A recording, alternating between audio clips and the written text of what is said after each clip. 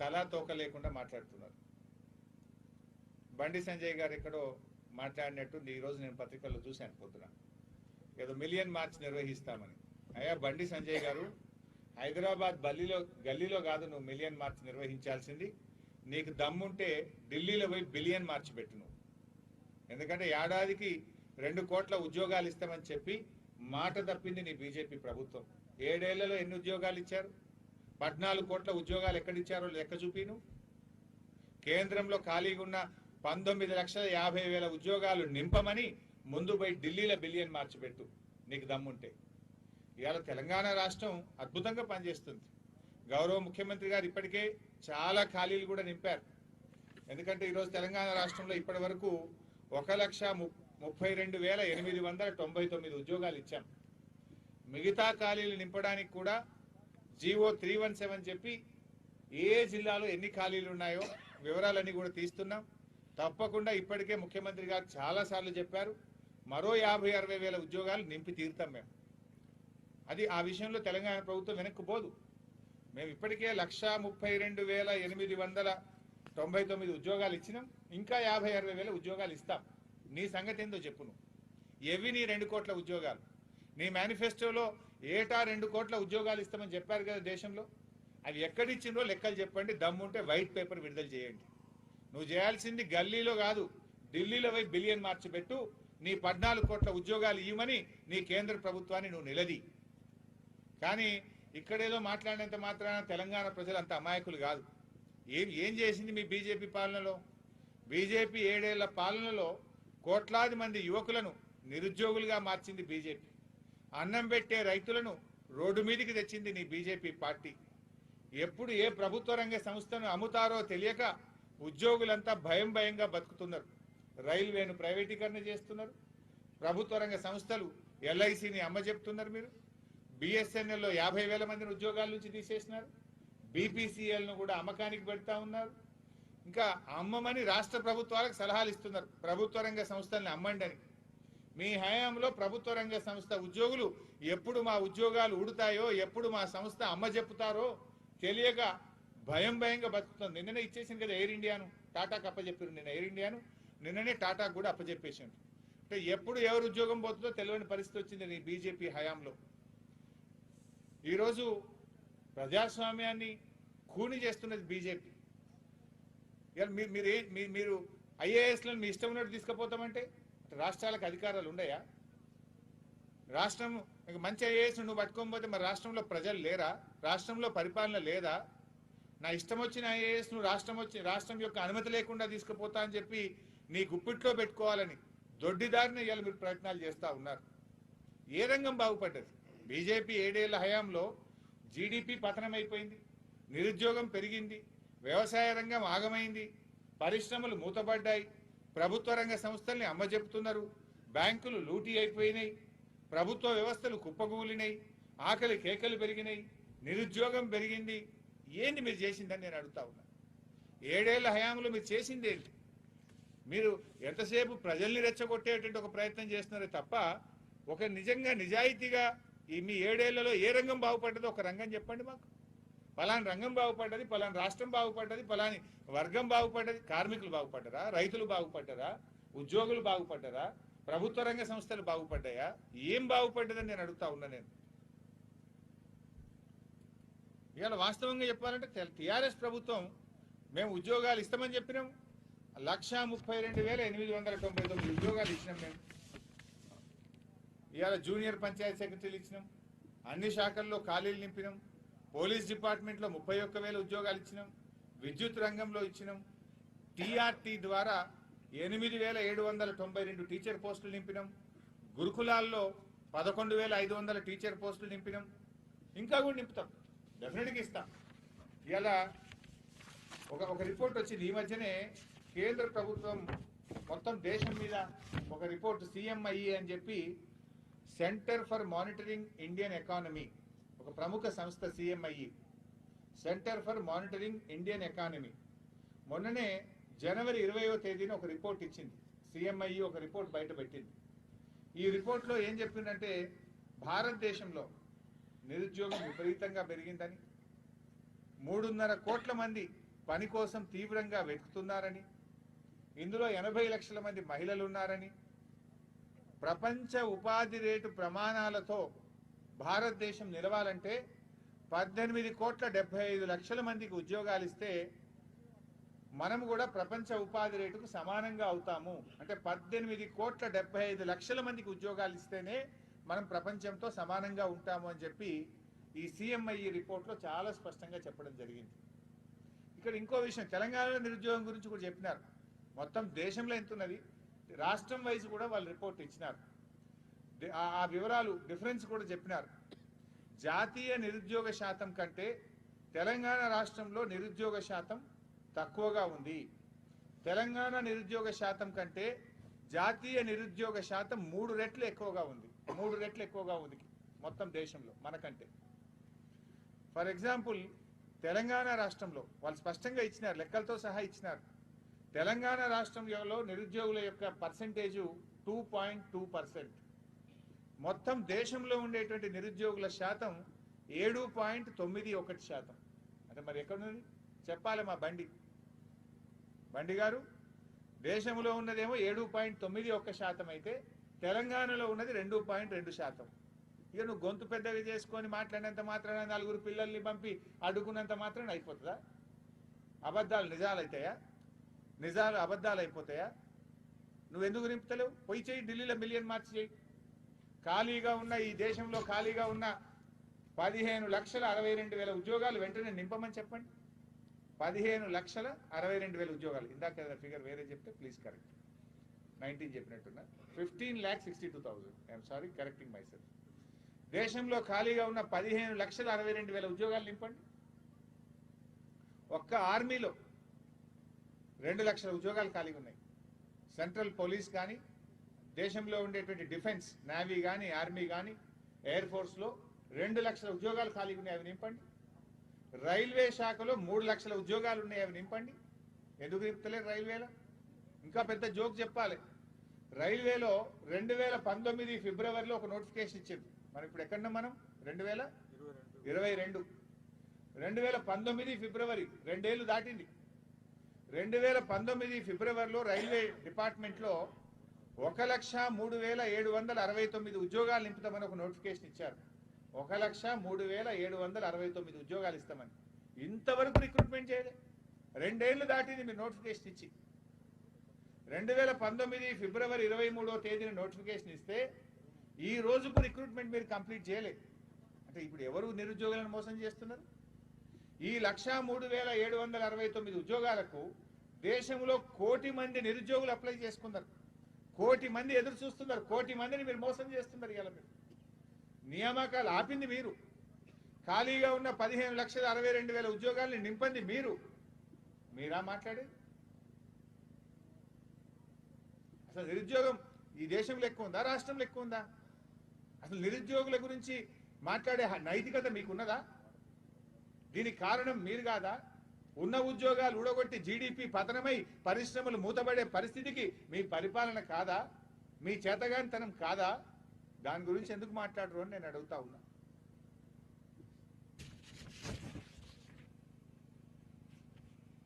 ఇవాళ 317 జీవో, 317 జీవోను వ్యతిరేకించడం అంటే ఇది ఒక గుడ్డి వ్యతిరేకత. అంటే రాష్ట్రం ఏం చేసినా వ్యతిరేకించారు. దునపో తీరిందంటే దూడను కట్టేయమన్నట్టు అది కథ. మీ కథ అసలు 317 జీవో ఎట్లొచ్చిందండి?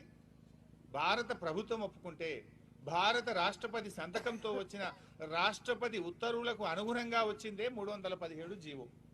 317 జీవోను రద్దు చేయడం అంటే రాష్ట్రపతి ఇచ్చిన ఉత్తర్వులను రద్దు చేయడం, భారత ప్రభుత్వం ఇచ్చినటువంటి ఆదేశాన్ని రద్దు చేయడం.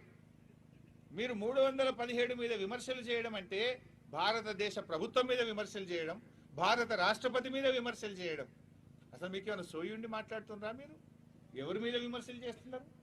ఏది రద్దు చేయమని మాట్లాడుతున్నారు? ఎందుకోసం రద్దు చేయమని మాట్లాడుతున్నారు? మీరు 317 అమలైతే ఏ జిల్లాలో అయితే ఖాళీలు వస్తాయో, భద్రాద్రి కొత్తగూడెం ముందు రేపు ఇక్కడ చాలా ఖాళీలు వస్తాయి. ఇప్పుడు ఖమ్మంతో భద్రాద్రి కొత్తగూడెం పోటీ పడుతుందా బైసాబ్?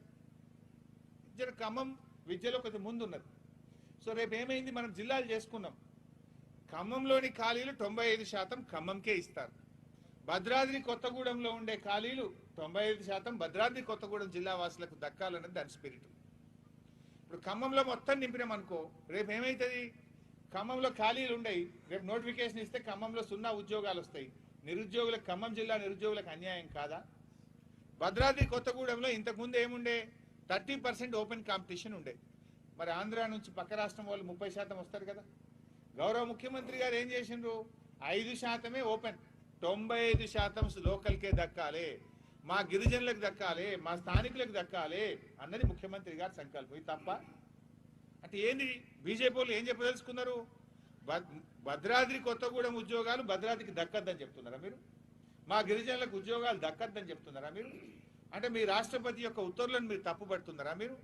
భారత ప్రభుత్వం 317 జీవోకు మూలమైనటువంటి ఇచ్చిన రాష్ట్రపతి ఉత్తర్వులను మీరు తప్పుపడుతున్నారా మీరు? ఏం తప్పుపడుతున్నారు అంటున్నా. స్థానికులకు ఉద్యోగులు రావడం బీజేపీకి ఇష్టం లేదా? మీరు ఆలోచించాలి. నిరుద్యోగ యువతను కూడా నేను కోరుతున్నా. దేశంలో ఉన్న లక్షలాది ఉద్యోగాలను నింపంది వాళ్ళు, ఉద్యోగాలు ఉడగొడుతున్నది వాళ్ళు, ప్రభుత్వ రంగ సంస్థలను అమ్ముతున్నది వాళ్ళు. ఇవాళ రాష్ట్రం ఇప్పటికే 1,32,000 నింపి మిగతా 56,000 ఉద్యోగాలు నింపుదాము అంటే కోర్టులకు పోయి కేసులు పెడతారు, జీవో 317 రద్దు చేయమంటారు, అడ్డుకుంటారు. ఉద్యోగాలు ఇవ్వద్దు, యువతకు అన్యాయం చేయాలని చూస్తున్నది కూడా బీజేపీ. దీన్ని రాష్ట్రంలో ఉండే యువత, విద్యార్థులు కూడా నేను గమనించాలని కోరుతా ఉన్నా. బండి గారు మిలియన్ మార్చిని గల్లీలో, హైదరాబాద్ గల్లీలో కాదు ఢిల్లీలో పోయి బిలియన్ మార్చి పెట్టమని చెప్పి నేను డిమాండ్ చేస్తా ఉన్నా. ఢిల్లీలో పోయి డిమాండ్ చేయి, ఖాళీగా ఉన్న 15 లక్షల ఉద్యోగాలు నింపుమని చెప్పు, ఆర్మీలో నింపుమని, రైల్వేలో ఇచ్చిన నోటిఫికేషన్ ను త్వరితగతిన నియామకాలు పూర్తి చేయమని ధర్నా పెట్టు. నువ్వు ఏదో నువ్వు నోరుంది కదా అని చెప్పి గాయి చేసినంత మాత్రాన ఇక్కడ నమ్మే ప్రజలు ఎవరు లేరు. సిఎంఐ నేను చెప్తలేను కదా, CMI report, centre for monitoring Indian economy, ఇదొక స్వతంత్ర ప్రతిపత్తి కలిగిన స్వయం సంస్థ. క్రెడిబిలిటీ, దేశంలో బ్రహ్మాండమైన క్రెడిబిలిటీ ఉన్న సంస్థ. దేశం మొత్తం చేసి చెప్పిండ్రు తెలంగాణలో నిరుద్యోగం ఎంతున్నది, ఈ దేశంలో ఎంతున్నదో కూడా చెప్పింది కదా. దానికి మీ సమాధానం ఏంది అని చెప్పి కూడా నేను అడుగుతా ఉన్నా. సో ఇది కాకుండా నిరుద్యోగులతో పాటు ఎంతమందికి ఉద్యోగాలు ఇచ్చారు అది కూడా రాష్ట్రాల వైజ్గా ఈ కేంద్ర ప్రభుత్వం చెప్పే లెక్కలు. అంటే రాష్ట్ర జనాభా వర్సెస్ రాష్ట్ర జనాభాలో ఉద్యోగుల యొక్క శాతం, రాష్ట్రంలో ఉండే జనాభా, ఆ జనాభాలో ప్రభుత్వ ఉద్యోగుల శాతం ఎంత అనేది కూడా ఇది కేంద్ర ప్రభుత్వ గణాంకాల్లో ఉంటుంది. దీంట్లో చూస్తే మన తెలంగాణ రాష్ట్ర జనాభాలో ఉద్యోగుల యొక్క సంఖ్య శాతం 3%, 3% ఎంప్లాయీస్ ఉంటారు. అదే బీహార్లో అయితే 0.3%, ఉత్తరప్రదేశ్లో 1%, బెంగాల్లో 1.1%, గుజరాత్లో 1.1%, కర్ణాటకలో 1.2%, తమిళనాడులో 2%. రాష్ట్ర జనాభాలో ప్రభుత్వ ఉద్యోగుల శాతం. మరి అలా మన సౌత్ ఇండియాలోని తమిళనాడు కంటే, కర్ణాటక కంటే, ప్రధానమంత్రి గారి సొంత రాష్ట్రం గుజరాత్ కంటే, బెంగాల్ కంటే, ఇవాళ దేశంలోని అతిపెద్ద రాష్ట్రమైన యూపీ కంటే, బీహార్ కంటే ఇవాళ ఎక్కువ ప్రభుత్వ ఉద్యోగాలు ఇచ్చింది తెలంగాణ రాష్ట్రం కదా. మరి మీ రాష్ట్రాల్లో నింపండి 3%. ఎందుకు నింపరు బీజేపీ పాలిత రాష్ట్రంలో? రాష్ట్ర జనాభాలో 3% ప్రభుత్వ ఉద్యోగులు ఉన్నారు, మీ రాష్ట్రాల్లో ఎందుకు లేరు? మీకు ఎక్కడిది ఉద్యోగుల మీద ప్రేమ? ఉంటే ఇవ్వండి 30% పిఆర్సీ. కేసీఆర్ గారు ఇవాళ 30% పిఆర్సీ ఇచ్చిండు. పోయినసారి 43 ఇచ్చినాం, ఇప్పుడు 30 ఇచ్చినాం, 73% పిఆర్సీ ఇచ్చినాం. మీరెంత ఇచ్చిండ్రు? మీరు ఇచ్చింది 7.5%. 10 ఏళ్లకు మీరు 15% ఇచ్చిండ్రు, 5 ఏళ్లకు 7.5%.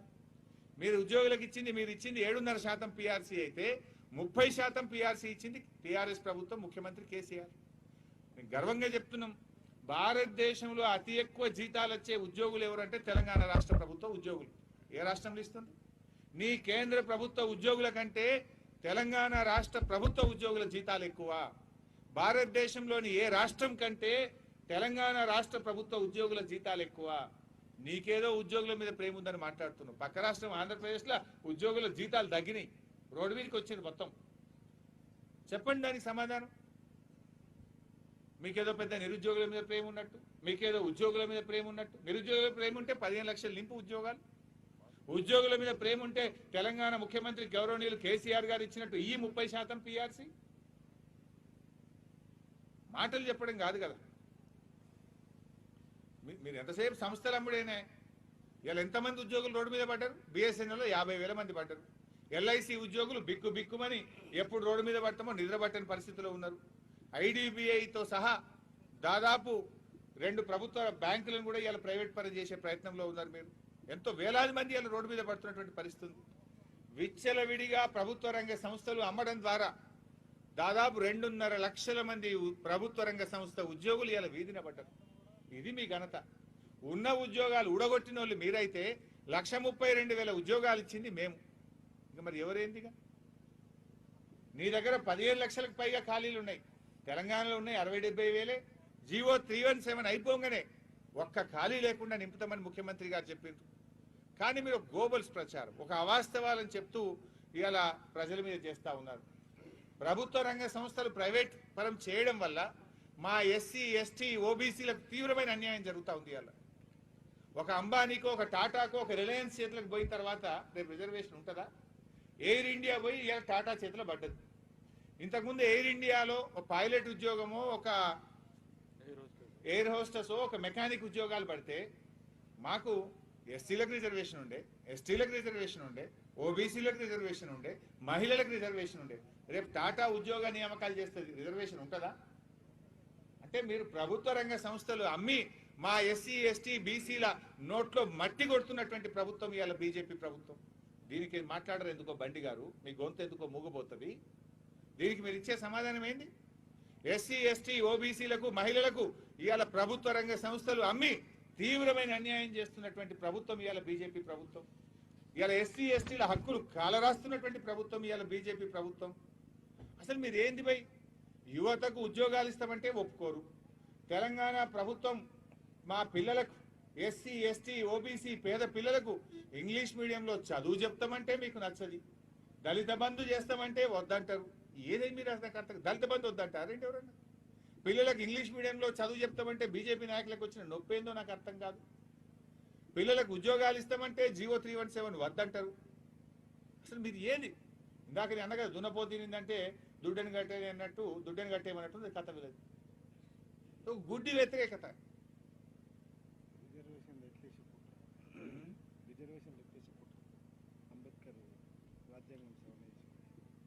ఇలా బాబాసాహెబ్ అంబేద్కర్ గారు తెచ్చిన రిజర్వేషన్ ఊడగొడుతుంది కదా మీరు. రాజ్యాంగానే కాల రాస్తున్నారు కదా మీరు. ప్రభుత్వ రంగ సంస్థలు అమ్మడం అంటే కొత్తవి చేస్తారు. ఒక గవర్నమెంట్ ఏం చేస్తుందంటే కొత్తవి 2 ప్రభుత్వ రంగ సంస్థలు పెట్టి ఇంకా 4 ఉద్యోగాలు ఎక్కువ ఇవ్వాలి, ఇంకా 4 వెనుకబడినటువంటి దళితులకు గిరిజనులకు ఇంకా 4 ఉద్యోగాలు ఎక్కువ ఇద్దామని ప్రయత్నం చేస్తారు. రిజర్వేషన్ పెంచే ప్రయత్నం చేస్తారు. కానీ ఉన్నది ఊడగొడుతుంది మీరు. అంబేద్కర్ గారు తెచ్చిన రాజ్యాంగాన్ని కాల రాస్తున్నటువంటి చరిత్ర బీజేపీ పార్టీ.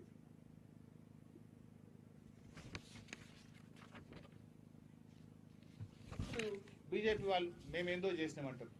మేము చేసింది అంతా ఇంత కాదు. ఏం చేసిండ్రండి మీరు? మా గిరిజన యూనివర్సిటీ ఎందుకు ఇవ్వలేదు? మా బయ్యారం ఉక్కు ఫ్యాక్టరీ వస్తే ఖమ్మం జిల్లా నిరుద్యోగ యువతకు ఉద్యోగాలు దొరకకపోతుండేనా? ఎన్నిసార్లు ముఖ్యమంత్రి కేసీఆర్ గారు, మా నామా నాగేశ్వరరావు గారు పార్లమెంట్లో నిలదీసిండ్రు, ప్రధానమంత్రి గారికి దరఖాస్తు పెట్టిండ్రు. ఎటువై మా బయ్యారం ఉక్కు ఫ్యాక్టరీ? ఇది మాకు రాష్ట్ర విభజన చట్టంలో ఈ రాష్ట్ర ప్రజల హక్కు. అది మా హక్కును కాలరాస్తున్నారే. మా గిరిజన యూనివర్సిటీని ఎందుకు ఇయ్యరు? ఉన్న ఐటీఐఆర్ను రద్దు చేస్తారు, గిరిజన యూనివర్సిటీ ఇయ్యరు, బయ్యారం ఉక్కు ఫ్యాక్టరీ పెట్టరు, వరంగల్ కోచ్ ఫ్యాక్టరీ రాదు.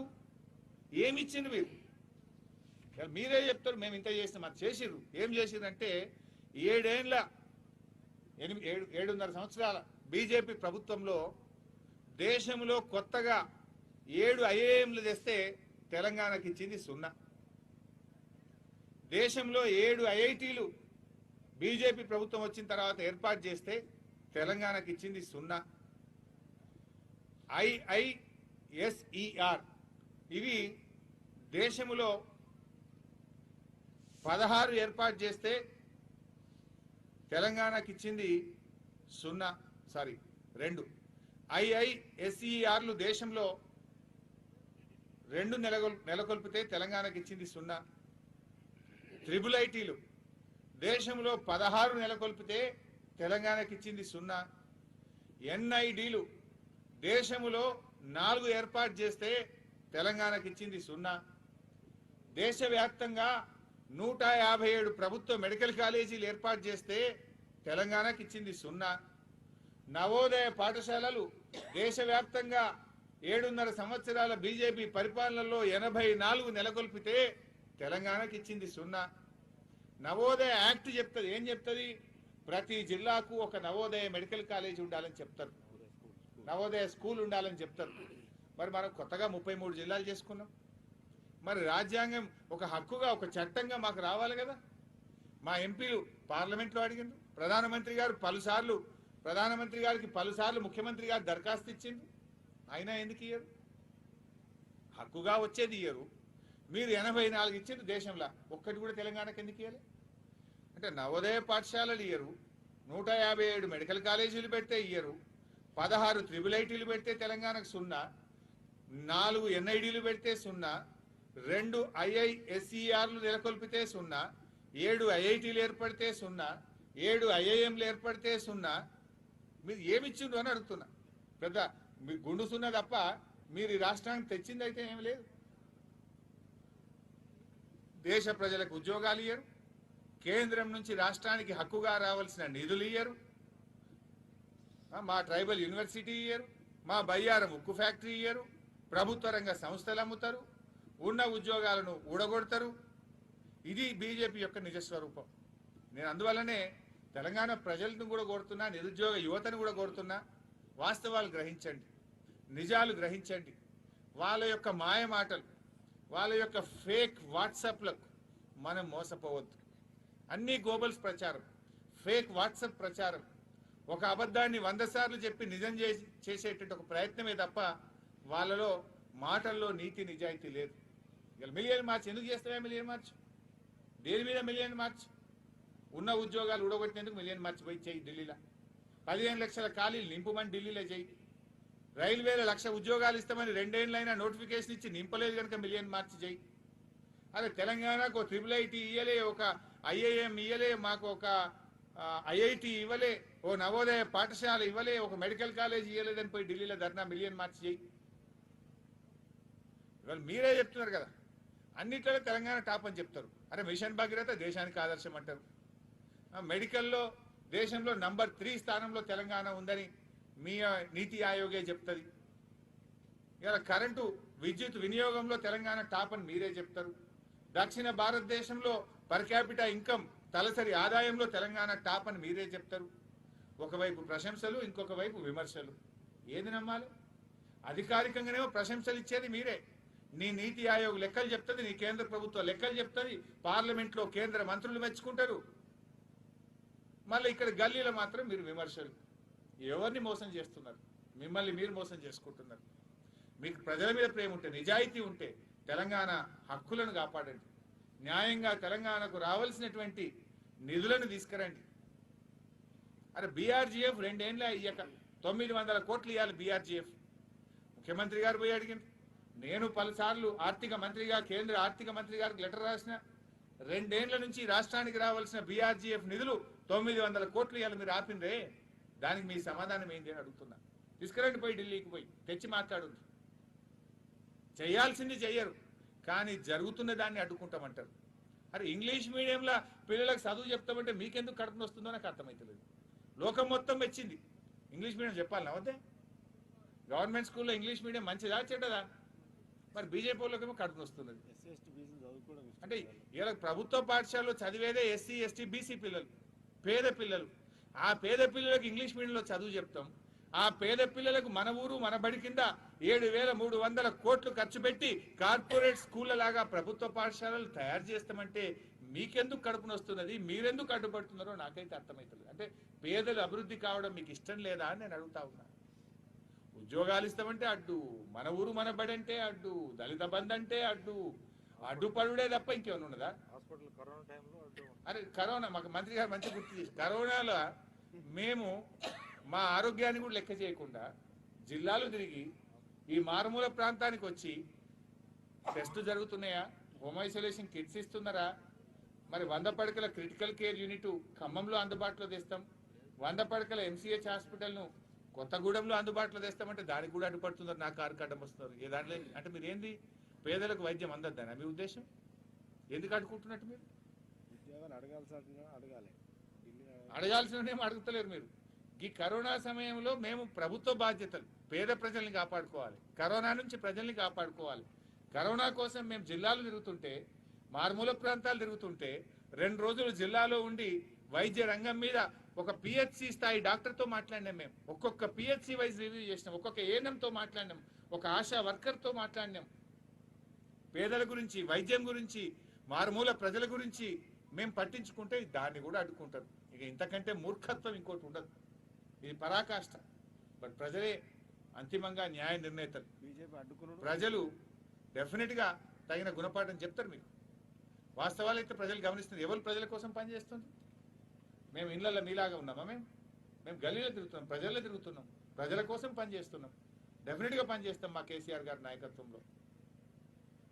సో ఇప్పటికైనా బండి గారు, మీరు చేయాల్సిన మిలియన్ మార్చ్ హైదరాబాద్ గల్లీలో కాదు, ఢిల్లీలో పోయి బిలియన్ మార్చ్ చేయమని వారికి నేను సలహా ఇస్తున్నాను. Thank you.